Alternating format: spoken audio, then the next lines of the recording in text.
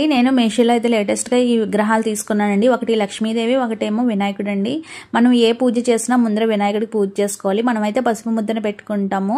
ఈ పసుపు ముద్ద ప్లేస్లో ఈ వినాయకుడి మూర్తి కనుక పెట్టుకుంటే ఆ పూజ మందిరం చాలా బాగుంటుంది, చాలా అందంగా ఉంటుంది. ఇది కనుక ఒకసారి మీరు తీసుకొని చెక్ చేయండి, చాలా బాగుంది.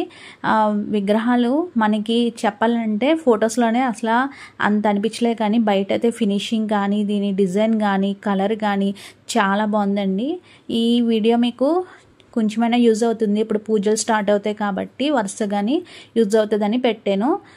దీని లింక్ కావాలంటే మన లోగోలో కళ్యాణి క్రేజీ కిచెన్లో కింద మోర్ అనేసి ఉంటుంది కదండి, ఆ మోర్లో నేను లింక్ అయితే పెడతాను. ఒకసారి చెక్ చేయండి. చాలా బాగుంది కదా వినాయకుడి విగ్రహం. ఫినిషింగ్ కూడా చాలా బాగుంది. నేను ఇప్పుడు లేటెస్ట్గా పూజలు చేస్తున్నాను కదండి, వారాహి నవరాత్రులు, అందులో పెట్టాను చూడండి. ఒకసారి మీకు కనిపిస్తుంది, షార్ట్ వీడియోస్లో చూడండి, తెలుస్తుంది.